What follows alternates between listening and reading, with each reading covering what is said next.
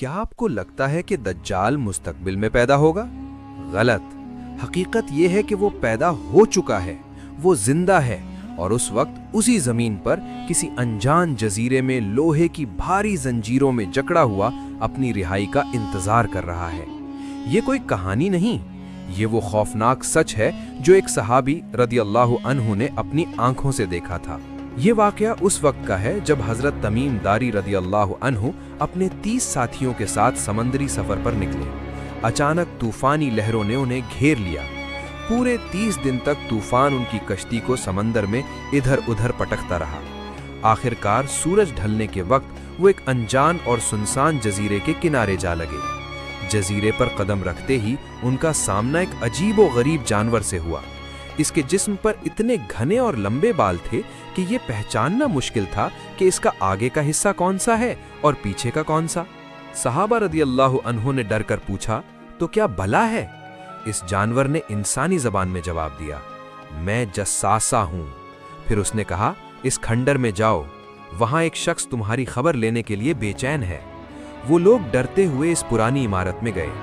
وہاں انہوں نے ایک ایسے انسان کو دیکھا جو قد و قامت میں اتنا بڑا اور مضبوط تھا کہ انہوں نے آج تک ویسا انسان نہیں دیکھا تھا۔ لیکن وہ آزاد نہیں تھا۔ اس کے دونوں ہاتھ گردن سے بندھے ہوئے تھے اور اس کے گھٹنوں سے لے کر ٹخنوں تک لوہے کی بھاری زنجیریں تھیں۔ حضرت تمیم داری رضی اللہ عنہ نے پوچھا، تو کون ہے؟ اس نے جواب دینے کے بجائے ان سے سوال کرنا شروع کر دیا۔ اس نے پوچھا، کیا بیسان کے کھجور کے باغ اب بھی پھل دیتے ہیں؟ انہوں نے کہا، ہاں۔ اس نے کہا، وہ وقت قریب ہے جب وہ پھل نہیں دیں گے۔ پھر اس نے پوچھا، کیا بحیرہ طبریہ میں پانی ہے؟ انہوں نے کہا، بہت پانی ہے۔ اس نے کہا، جلد ہی اس کا پانی خشک ہو جائے گا۔ آخر میں اس نے پوچھا، کیا امیوں کے نبی محمد صلی اللہ علیہ وسلم ظاہر ہو چکے ہیں؟ انہوں نے بتایا، ہاں، اور لوگ ان کے ساتھ ہیں۔ یہ سن کر اس نے وہ راز کھولا جس نے سب کو دہلا دیا۔ اس نے کہا، میں مسیح دجال ہوں، مجھے جلد ہی نکلنے کی اجازت ملنے والی ہے۔ جب میں نکلوں گا تو پوری زمین پر گھوموں گا سوائے مکہ اور مدینہ کے۔ حضرت تمیم داری رضی اللہ عنہ نے واپس آ کر یہ واقعہ پیارے نبی صلی اللہ علیہ وسلم کو سنایا۔